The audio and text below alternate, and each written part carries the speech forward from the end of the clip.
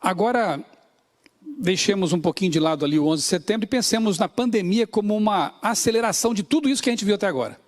Um catalisador tremendo, né?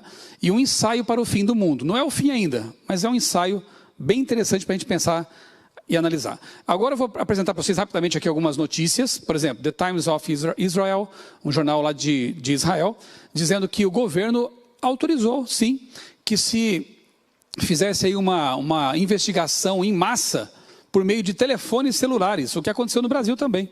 Eu recebi no meu celular, aqui no estado de São Paulo, um aviso lá no começo da pandemia, né, de que estaríamos sendo, em outras palavras, vigiados, né? Para aqueles que defendiam a implantação de um biochip, é até uma frustração, né? Porque é muito mais fácil do que isso. Não precisa nem implantar um chip, você já está sendo vigiado por outras formas, né? Inclusive por reconhecimento facial por câmeras espalhadas por aí. Então, aquele livro 1984, de George Orwell, já é realidade. Nós já estamos vivendo o grande Big Brother, né? E sendo monitorados o tempo todo. Outra notícia. OMS indica que notas de dinheiro, papel, podem disseminar coronavírus. Então, há uma tendência de substituírem as notas de papel por dinheiro virtual. O ensaio para isso já está sendo feito há um bom tempo, bitcoins e outras formas aí. Então, com o tempo, realmente, tudo vai se tornar virtual. E aí o controle da economia será muito mais fácil. De uma hora para outra, você pode perder o seu patrimônio se estiver guardado virtualmente num banco. Há forças aí para que realmente as cédulas, né, sejam substituídas por um dinheiro virtual. Por quê? Elas disseminam doenças realmente, né? Só que você podia guardar embaixo do colchão. Daqui a pouco não vai dar mais para fazer isso, né? O que mais? Coronavírus, estado de emergência pode suspender direitos fundamentais. Olha aí, de novo, o que aconteceu no ano de setembro, voltando aí, né? Portaria aqui no Brasil prevê prisão de quem descumprir quarentena em razão da Covid-19. E aconteceram mesmo, né? Polícia da Espanha usa drones para pedir que cidadãos saiam das ruas. Isso parece coisa de filme de ficção científica. Né, aqueles filmes distópicos, né, futuristas, as pessoas estão andando lá e os drones vigiando e dizendo que cidadãos voltem para suas casas. Que coisa, né? Olha o que está acontecendo agora. E algo que, se fosse feito em tempos de tranquilidade, de não pandemia, seria rejeitado imediatamente. A mídia cairia em cima disso com todas as críticas. Mas não, agora, quando o medo é alimentado, as pessoas aceitam, porque elas querem segurança. Elas querem que a vida seja protegida. O que mais? Esse aqui é lá do meu estado natal, Santa Catarina. Polícia utiliza helicóptero e cria tempestade de areia para tirar banhistas da praia em Santa Catarina. Até isso aconteceu. Vamos lá, o que mais? O Departamento de Justiça dos Estados Unidos suspendeu direitos constitucionais durante o coronavírus. Olha só o que aconteceu lá. O Departamento de Justiça de Trump pediu ao Congresso a elaboração de legislação que permita aos juízes principais manterem indefinidamente as pessoas sem julgamento e suspender outros direitos constitucionalmente protegidos durante coronavírus e outras emergências. Você se espantou o que aconteceu no 11 de setembro, pouco depois? Agora a coisa é muito maior. As pessoas podem ser mantidas presas indefinidamente, indo contra a Constituição.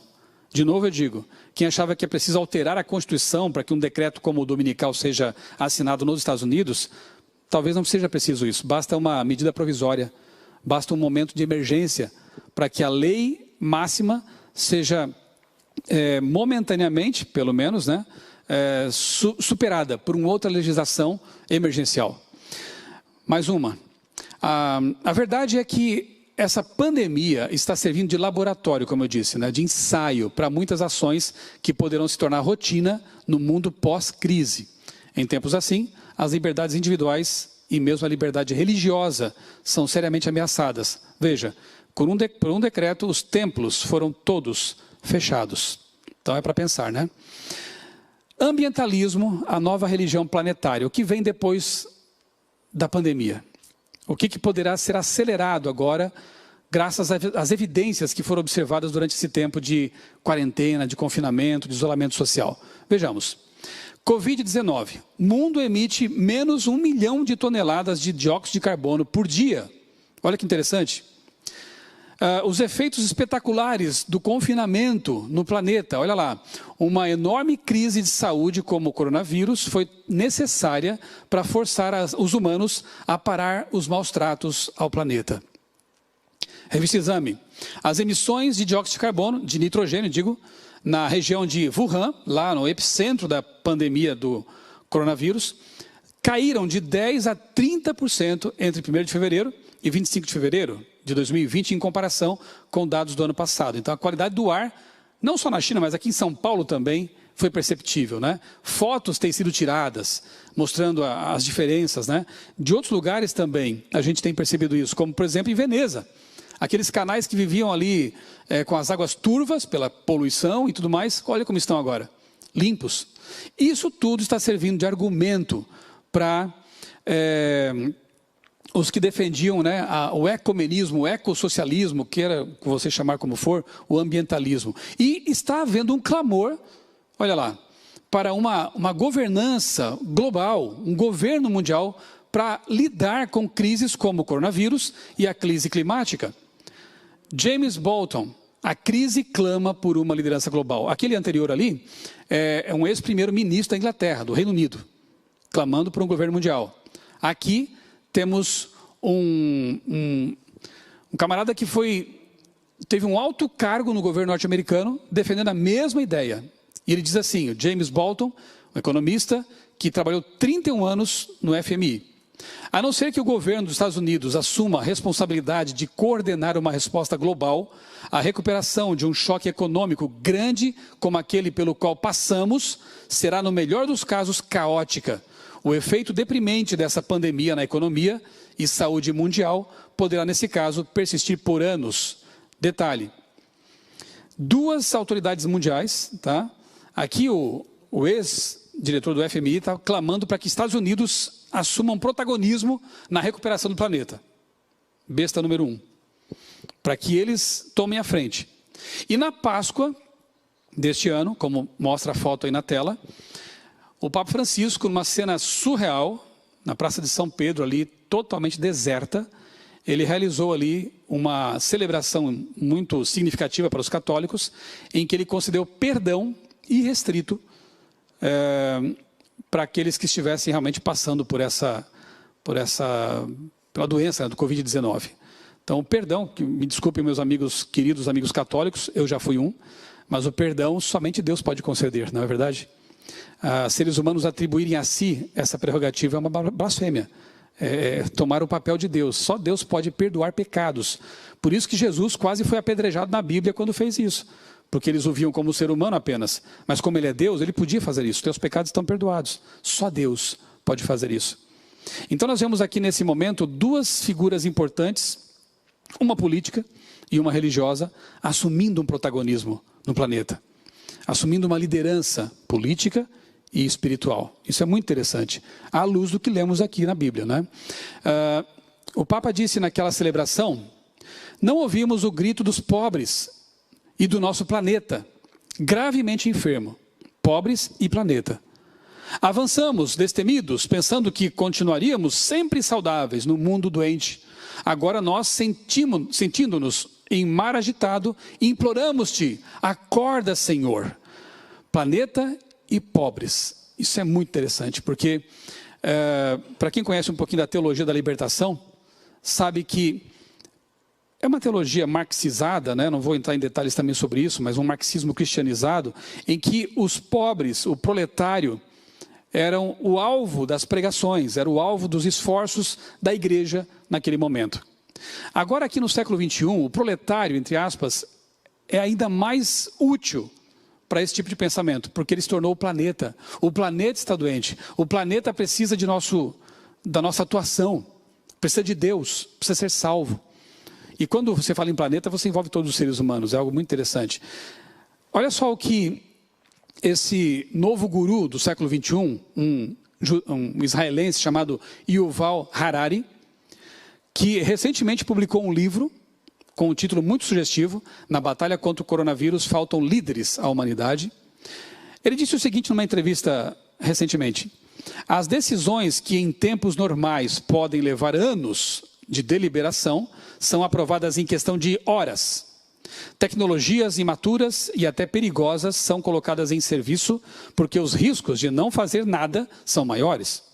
Países inteiros servem como cobaias em experimentos sociais em larga escala. O que acontece quando todos trabalham em casa e se comunicam apenas à distância? O que acontece quando escolas e universidades inteiras ficam online? Em tempos normais, governos, empresas e conselhos educacionais nunca concordariam em realizar tais experimentos, mas estes não são tempos normais.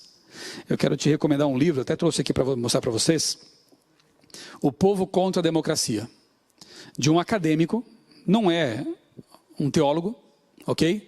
Não é sequer adventista, né? Não sei se pertence a algum tipo de credo. Yasha Monk, um livro secular. Sabe o que me surpreende, pastor Gilson, amigos? É perceber que estudiosos seculares estão vendo coisas que talvez os cristãos não estejam enxergando. Por que será que não estão enxergando? Talvez estejam negligenciando o estudo da Bíblia mesmo. Um olhar atento aos eventos e outro na Bíblia. Ele diz aqui o seguinte, eu vou citar apenas um trecho do livro. Existem também anos breves. E você vai perceber que ele fala mais ou menos o que o Harari acabou de dizer ali, né, naquele texto. Existem anos breves em que tudo muda abruptamente. Novas figuras políticas tomam palco de assalto, eleitores clamam por políticas públicas que até o dia anterior eram impensáveis, tensões sociais que por muito tempo fervilhavam sob a superfície vêm à tona numa explosão terrível. O sistema de governo, que antes parecia inabalável, dá sinais de que vai desmoronar. É o tipo de momento em que estamos vivendo hoje. Ele diz mais, não, volta para cá. Depois eu vou comentar esse texto que está na tela ali, que vai para a tela. Olha que interessante. O povo contra a democracia. Em que sentido? As pessoas, repito, em tempos de crise e de medo, aceitam até que a democracia seja corroída. E nós estamos vendo isso acontecer neste momento.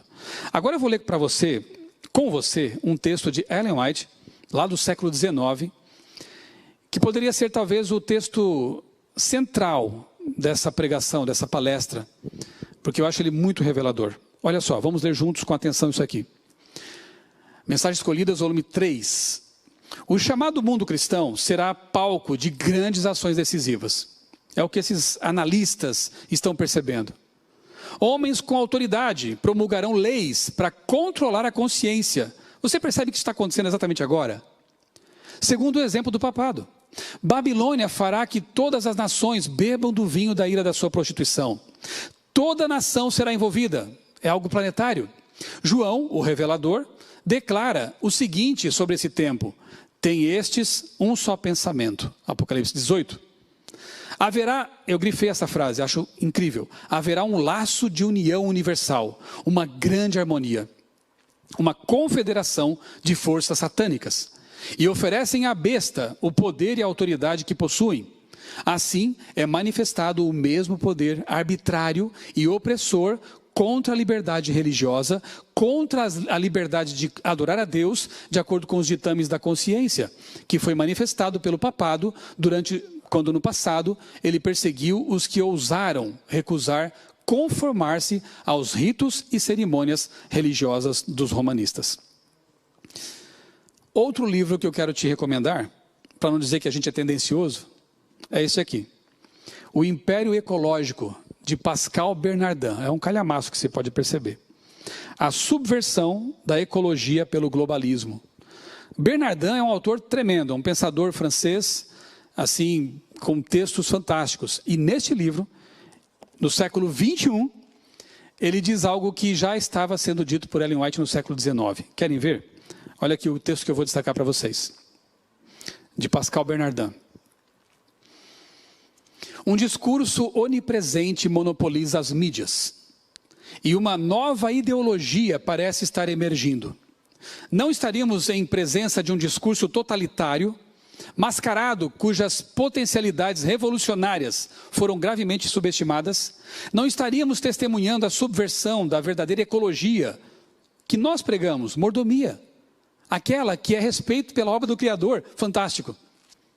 É quase um adventista para mim esse autor aqui. A verdadeira ecologia é respeito pela obra do Criador. Não isso que estão instrumentalizando para levar avante pautas que não tem nada a ver com a Bíblia. Diz mais aqui o Bernardin.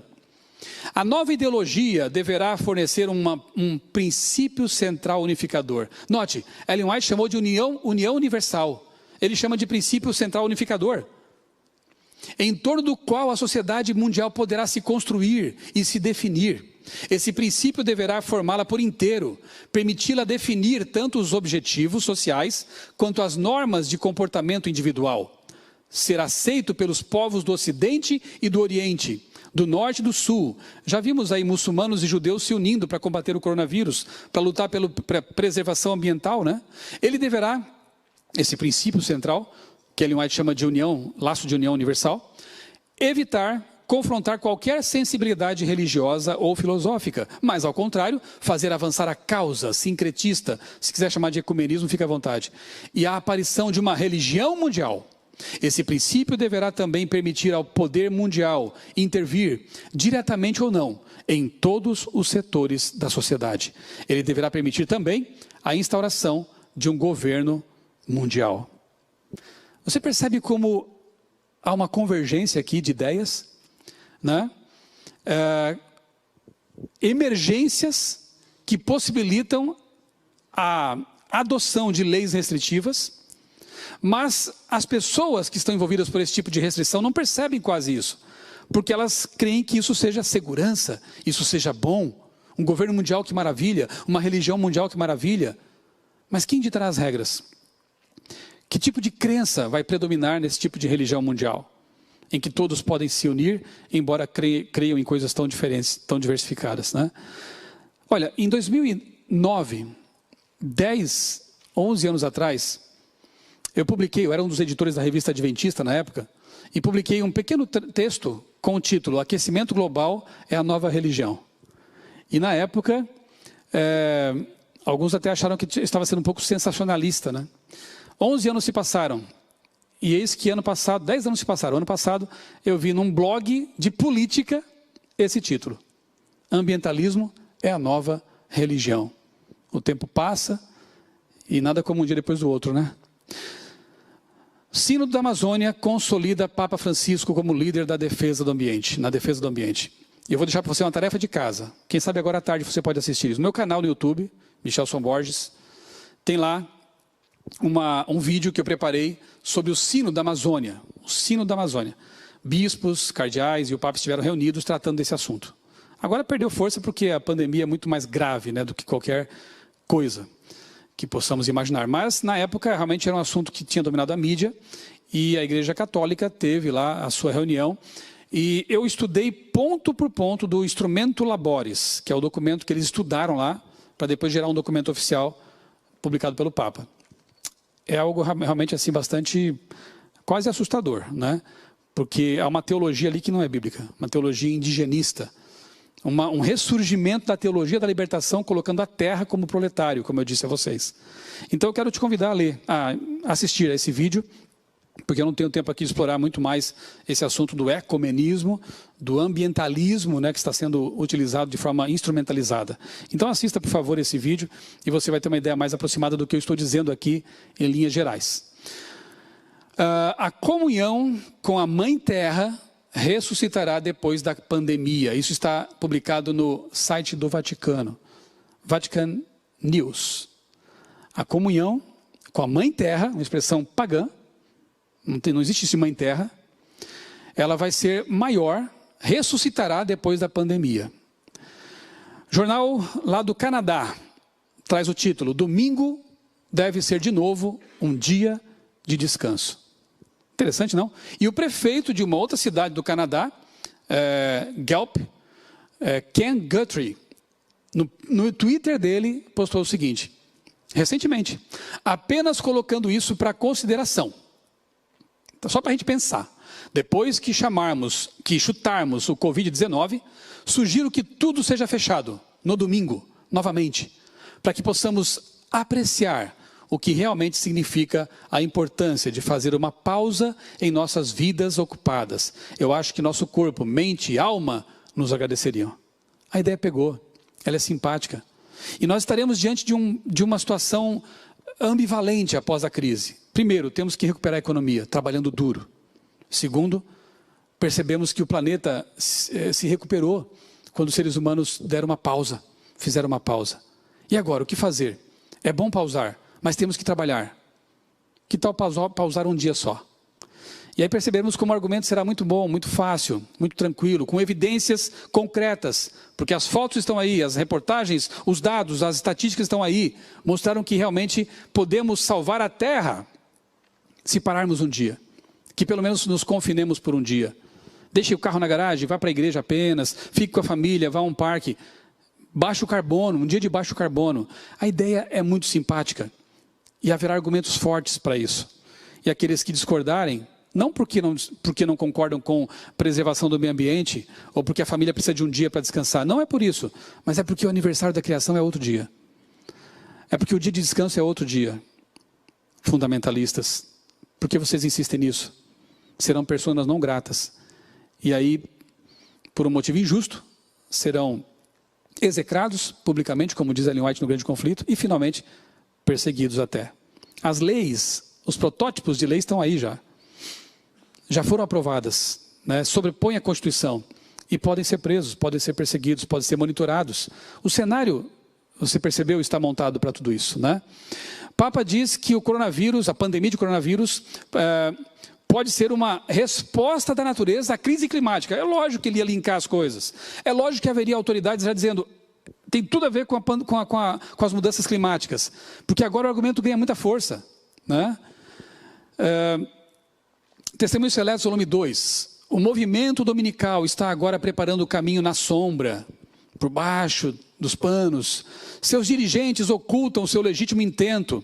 E muitos dos que a ele aderem, aceitam, ignoram para onde leva a corrente. Muita gente sincera, honesta, está participando disso sem saber. Os intuitos professados são de índole branda e aparência cristã, mas sua fala há de revelar o espírito do dragão. Outro livro de um autor secular, dizendo a mesmíssima coisa, Roger Scruton, um grande pensador, filósofo, faleceu há poucos meses. Previsões alarmistas desse tipo são recorrentes na história, e há um bom motivo para isso. Alarmes transformam problemas em emergências, levando o andamento normal e diário da política a uma interrupção abrupta. Diante de uma emergência, preparamo-nos para obedecer, seguir líderes e nos proteger. As pessoas que cobiçam políticas centralizadoras, de cima para baixo, têm as emergências em alta conta. Não só pessoas, mas esses poderes também que lutam contra Deus.